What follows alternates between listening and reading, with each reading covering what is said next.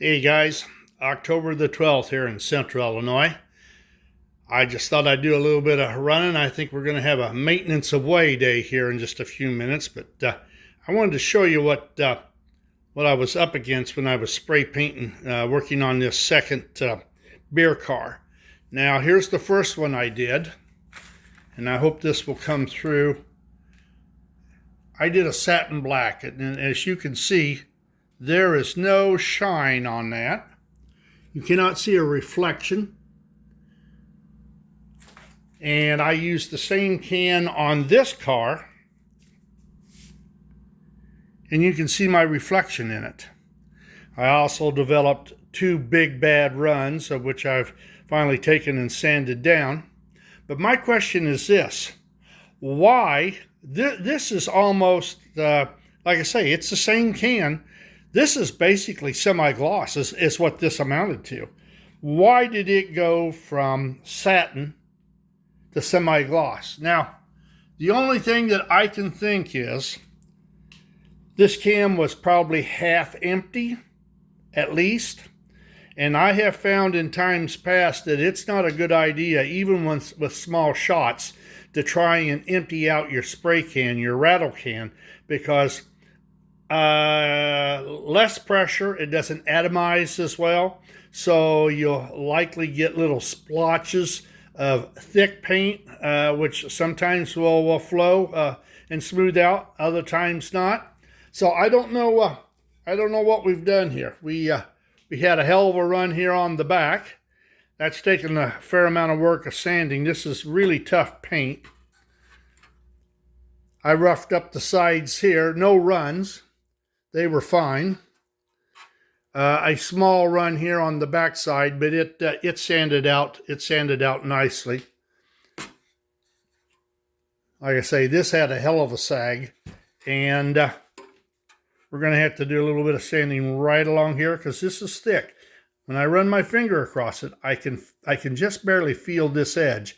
Now, really, I don't have to worry too much about that because one of these panels will be completely covered with a label like that, and a slight imperfection is not going to show through that label. But I want to get it smooth. If I shoot this again and this time the paint bubbles up, I'll throw it in a vat of paint thinner and strip the whole doggone thing. I hate to do that, but oftentimes when you go and you try to patch Rust-Oleum, it reacts. This is only dried maybe 4 days. Sometimes I have great luck. There's no reaction at all. Other times, the moment you spray it, it looks like crinkle paint. You know, the paint that they used to use on old typewriters. That's exactly what it does. It has a reaction. So we'll see where it goes. This I have not touched, but since it's going to be repainted, it will be sanded and cleaned up a little bit. I got a beautiful finish on that. I mean, you can see there's no dirt, no spots or anything in it. But why? Why is it that color? Why is it semi-gloss and not satin? That's what I was shooting for. That's what the can says, is that it's satin. All right, enough of my whining and crying. Set this stuff off here so that the trains don't run into it. And we'll go screw around a little bit with some junk. You know, I'll tell you what, I always cast a jaundiced eye on marks. I never held it in very high standing at all. Always considered it basically junk. And that was a big mistake. Up about 4 years ago, I've bought my first marks pre-war. And I bought it in the 3/16 size. I absolutely love this stuff. It's colorful. I only collect in pre-war marks. I'm really only interested in the male-female couplers. They're easy to pick out. But there's two types of cars. There's cars with red frames and cars with black frames. And I know one is earlier than the other, but I don't know now, so don't ask. Google it. It will tell you everything you need to know, and then it'll even lie to you. But yeah, these are fun. They're colorful. The lithography on them is absolutely great. The other thing I was working on, I got my powered dump car. You guys saw this some time ago. I finished this about 3 months ago. I built the trucks on it, powered the trucks. They're just size 10s, and I added DC motors to them. But they're light and they don't get a whole lot of traction. They run good if you're just talking a single unit, but to pull a small train works the ever living heck out of them. And as you know, the 200 series dump car, that's a heavy car. So these are all oiled and ran well. But what I did on this one, I put 2 traction tires on one set of power trucks. And the one side, the traction tire stays on. The other side, it kept screwing itself off after about 3 laps around. So yesterday I took it and I cleaned it all up, cleaned it with alcohol, got all the grease off of it, cleaned the rubber tire. Then I put a light layer of Loctite super glue on it, and then put the tire on and got it positioned before it took hold. And after it's cured, it seems to run pretty good. I got the tire pretty even on there. It doesn't, you don't look at it and that tire or that wheel isn't bouncing around because you got a twist in the rubber band. It seems to do good, and it pulls a good set of trains. The other thing, I just got setting up the steam powered crane here. I'm trying to get a work train put all together for it. The gondola I built a couple of years ago. This other stuff is other people's work, but I'm trying to put a small powered work maintenance away train together to run with the crane. I've seen them in real life, and it looks kind of cool. So I'm trying to emulate that with the model with the standard gauge. And that's just a 390 with a coal train that we're going to run. It's a nice little set. It's a piece together. Got they're the rubber stamped information cars on there. I like those. Those are in fact, those are the only 500 series hopper cars I've got.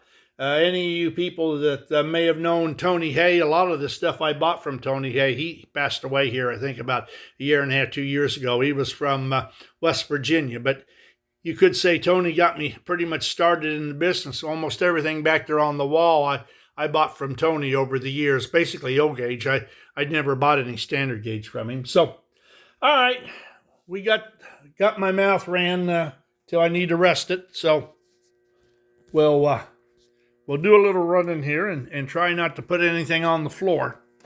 My biggest fear.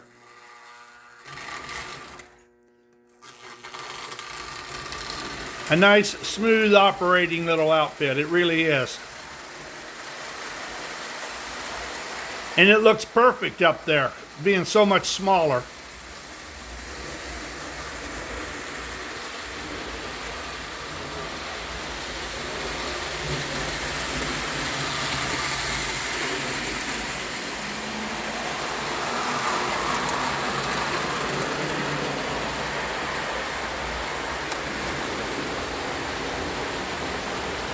My powered dump car does a nice job. Those DC motors in it are geared just about right. And I'm running it on almost no voltage. I love this 390. I bought it from Clem Clements years ago on one of his sales.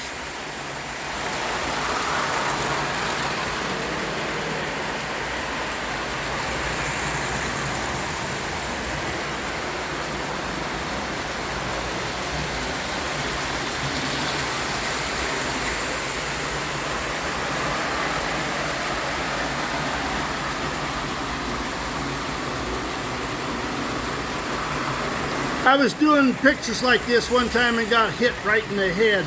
Didn't realize that it was that close. That's when we had great big VHS cameras.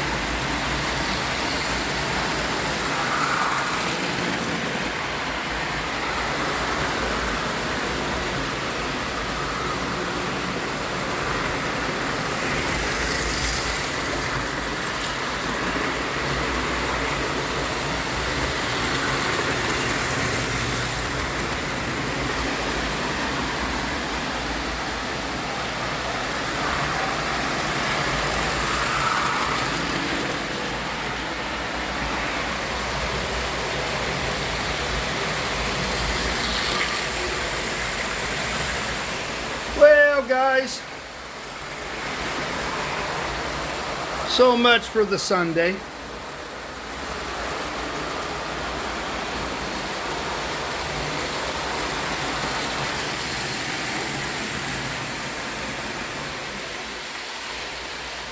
And that little Marks is just running its heart out.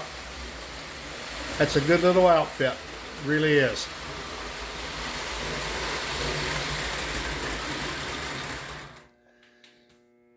All right. So much for the maintenance of way run for today.